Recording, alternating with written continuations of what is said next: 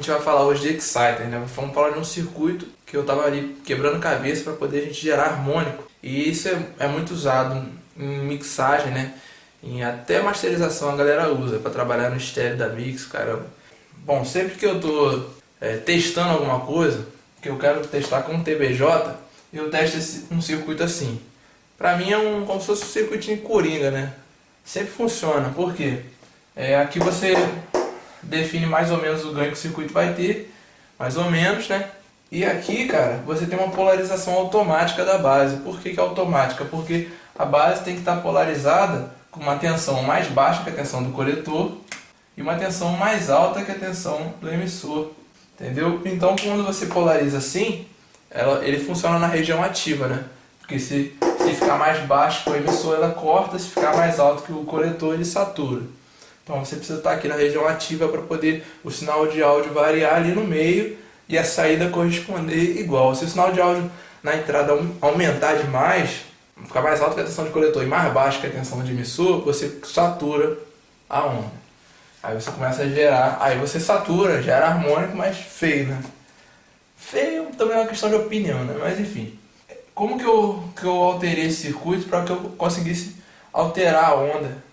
Saturar a onda, mas de uma maneira mais bonitinha, né? Eu estou há muito tempo tentando fazer um circuito.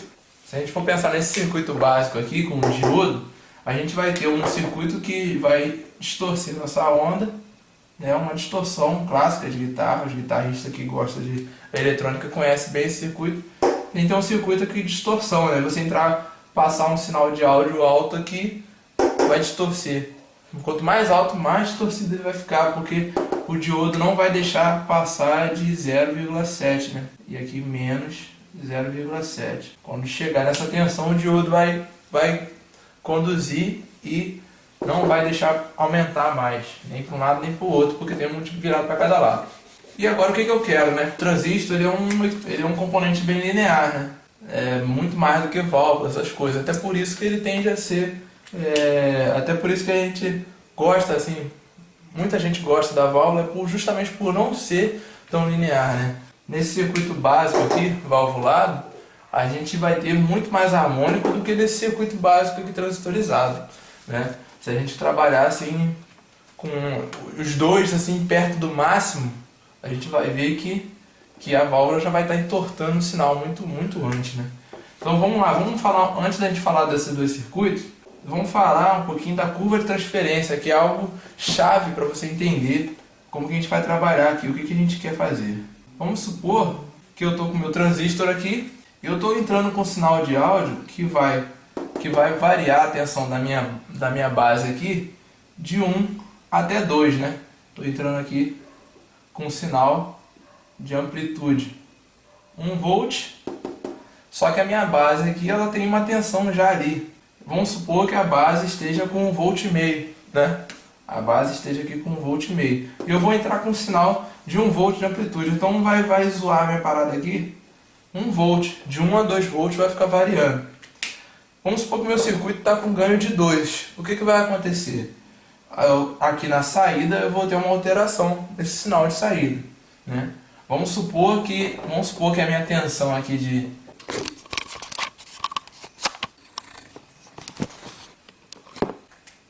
Acabando a bateria, tinha que botar o carregador. Então assim, vamos supor, né? Onde eu estava aqui, que eu já perdi o fim da meada. Tá, então aqui eu estou variando aqui de 1 a 2 aqui na minha base, né? E vamos supor que a tensão aqui no coletor estivesse estabilizada em 3 volts. Vou dar um exemplo. 1, 2, 3. Então quando eu zoar aí o sinal da base, né? Variar com o sinal de áudio entrando aqui, com 1 volt de amplitude, máximo e mínimo, aí vai variar de 1 a 2 aqui, na entrada, na base, né? Porque estava parado em 1,5, entrei com uma variação de 1, vai variar de 1 a 2. E vamos supondo que o coletor estivesse em 3 volts, como meu ganho é de 2, agora a minha saída vai ter uma variação que vai de 2 a 4, sendo que a saída aqui é invertida, né? Então quando aqui está 1, comecei no 1, então eu tenho que começar no 4. E assim por diante. E eu dei ganho no sinal. Então é assim que funciona. Se a gente for pensar no gráfico, né, da curva de transferência do circuito, é assim que funciona. Então, invertido, né? tensão, subiu a tensão aqui, baixou aqui. Baixou a tensão aqui, subiu. Porque a gente sabe que o transistor, quando você aumenta a tensão na base, né, você conduz mais. Então aumenta a corrente que desce aqui e cai a tensão na saída. Quando você diminui a tensão da base, ele corta, não deixa passar a corrente e a tensão da saída sobe. Por isso que o sinal fica invertido. Então, se a gente fosse representar a curva de transferência aqui, né, quando o meu sinal é baixo na entrada, ele é alto na saída. Então, onde aqui é 1, aqui é 4, né? E aqui é 1. E aqui quando na entrada é 2, na saída também é 2, né? Aí fica isso aqui. Aí a gente faz a ligação. Então esse sinal variando aqui com esse sinal variando aqui, ele gera um gráfico. Entendeu? Então essa é a curva de transferência do meu transistor aqui. Exemplo, é só para você entender como que a gente forma esse gráfico. E na válvula também você pode fazer, você pode calcular isso também. O osciloscópio ele mostra a curva de transferência. Tem programa de computador que faz isso. Você coloca lá um plug na entrada, um plug na saída, usa 2 canais da tua placa e o programinha já mostra ali isso que a gente vai usar. Então, se você reparar no transistor, ele vai ser sempre retinho. Se você exagerar aqui, cara, agora, exagerei, botei uma tensão aqui na entrada aqui, autona. E o que vai acontecer? Aqui ele vai cortar e aqui também ele vai cortar. E o nosso gráfico vai fazer esse desenho. Por quê? Porque se a gente for representar como onda, ele vai ficar assim, cortou, cortou, cortou, entendeu? Porque ele não consegue reproduzir na saída igual que está vindo na entrada. Só que quando a gente fala de válvula, né? Na válvula muda. Na válvula ela tem um negócio muito louco. Ela achata a onda em cima, né? E para baixo ela dá uma expandida. Então a nossa onda faz um negócio meio louco assim na válvula. Por que a válvula faz isso? Porque a curva de transferência da válvula é diferente. A válvula ela achata a saída e expande a entrada. Então, por quê? Porque a gente tem isso aqui. Então a válvula ela faz, como ela tem essa resposta, né? A curva de transferência dela realmente é uma curva, não é reta. Então ela me dá essa característica. Não só isso, tem um monte de outra coisa, mas isso aqui é uma dos pontos chaves aí que faz a válvula se comportar como a válvula. A curva de transferência é uma das coisas assim que eu acho mais importante na hora de se pensar numa válvula. Então, esse circuito aqui, né, valvulado, tem essa resposta. Esse circuito aqui não, tem aquela resposta anterior. Se eu aumentar o sinal de entrada aqui no circuito valvulado, ele vai inclinar mais isso aqui. E aqui vai vir até chegar num ponto que ele vai fazer uma curva. Uma curva totalmente diferente. Totalmente diferente, porque o componente é totalmente diferente. Se você vê uma válvula e você vê um transistor, você vai ver que uma coisa não tem nada a ver com a outra. Não tem como a válvula trabalhar igual o transistor. Então é por isso, ou seja, o componente é totalmente diferente. Um monte de coisa diferente. Então não é só a curva de transferência. Um monte de coisa fica diferente. Curiosidades à parte, né? A minha intenção não é imitar a válvula, não é fazer a curva de transferência igual a da válvula.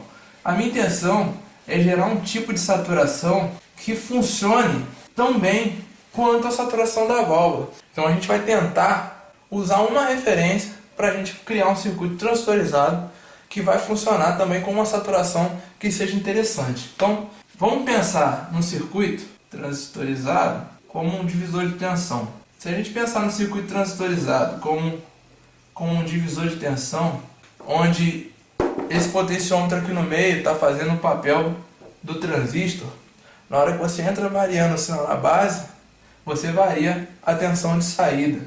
Então se eu colocar aqui um capacitor aqui, ele vai me deixar passar a corrente alternada e vai segurar a corrente contínua. Se eu injetar um sinal, uma tensão aqui de 10 volts, quando eu variar esse potenciômetro aqui, vamos supor que eu bote 100K, ele vai ter que me dar uma variação que vai de quase 10 volts até 5, né? 5 volts seria 1K com 1K. 10 volts é quando eu estou no máximo da resistência, que vai ficar aqui 101K com 1K. Vai ficar quase no máximo, né? Quase 100%. Então eu vou ter uma variação aqui alternada. Se eu ficar máximo e mínimo, eu vou ter uma variação aqui de 5 volts. Esse capacitor vai me deixar passar para lá uma tensão de 5 volts. E ele vai segurar a tensão alternada, a tensão contínua. Então, cara, como que eu vou pensar aqui? Vocês já viram na internet esses circuitinhos, né? Para fazer um potenciômetro linear virar log, né? Tem vários esquemas aí. Se você tiver um potenciômetro e você colocar em paralelo com ele uma resistência, o que acontece? Você limita ele, você vai limitar a resistência máxima, que você vai medir aqui, e também vai deixar a curva dele exponencial, né? No caso seria anti-log.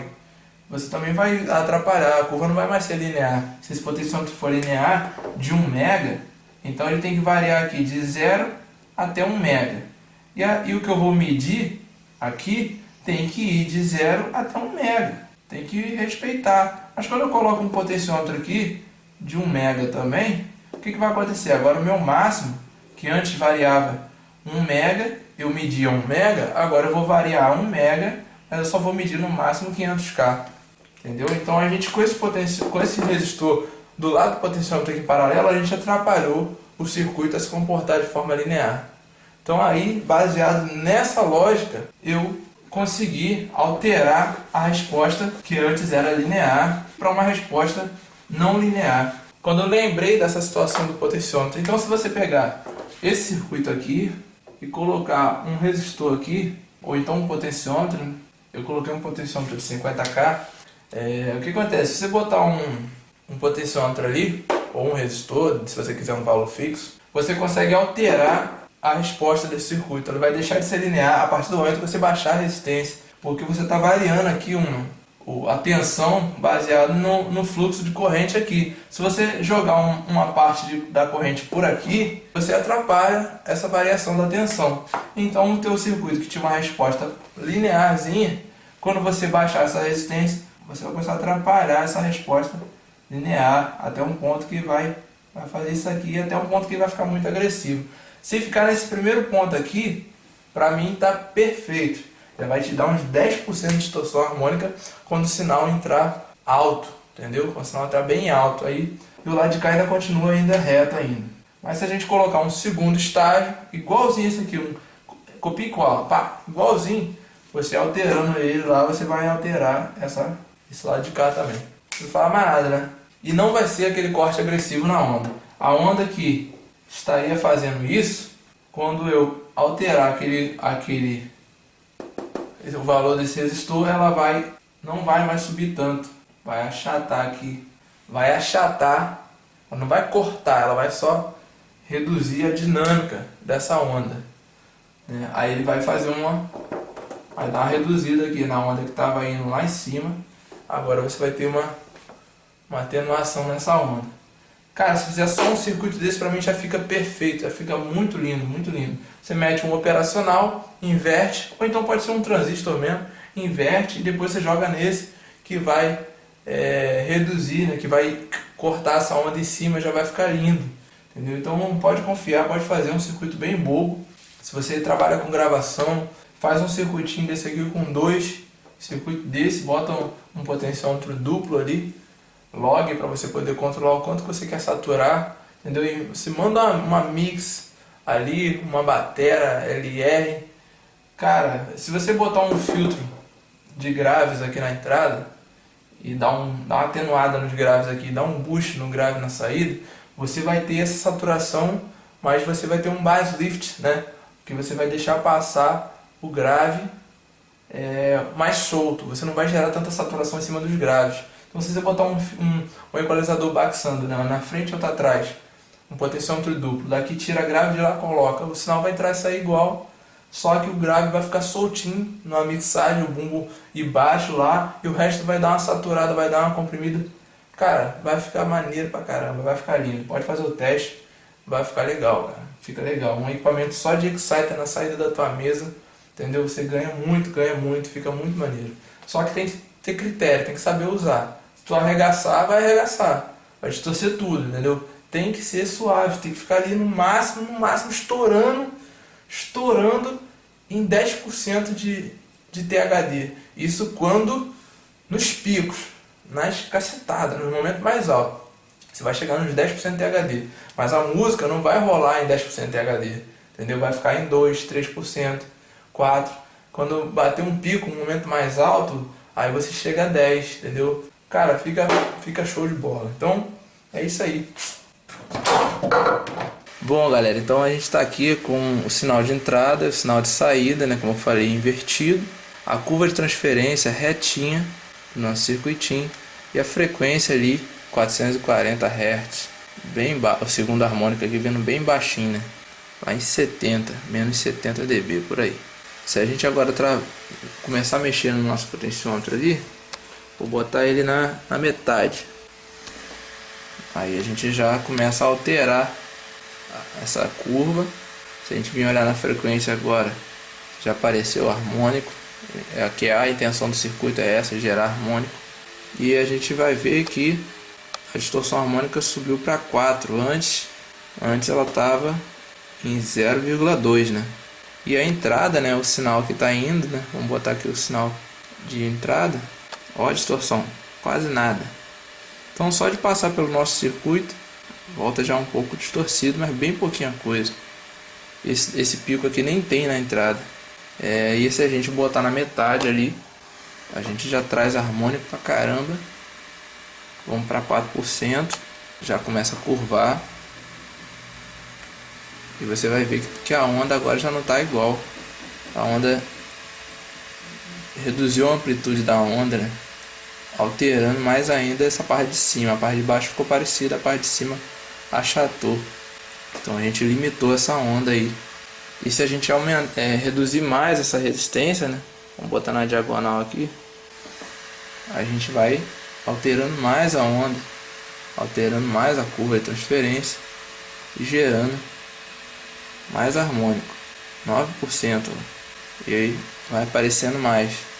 Tem até mais aqui embaixo agora. E aí se você não precisa colocar um controle desse dali igual que eu coloquei. Você pode colocar um resistor fixo e trabalhar com o volume, né? Se a gente diminuir o volume, diminui a saturação. E se a gente olhar a frequência ali, diminuiu consideravelmente o nível de distorção. Se aumentar o volume, vai aparecendo, ó, destruindo tudo. Mas é isso aí. Então, diminui o volume aqui, você controla também a quanto de saturação você quer com o volume de entrada, né? E aí você consegue esse efeito super maravilhoso. Cara, é muito maneiro. Ó. Mas é um negócio bem suave. Se tu ficar nesse ponto aqui, você tá show de bola. Então é isso aí, circuitinho funcionando, manipulando a curva de transferência, gerando harmônico. E é isso aí.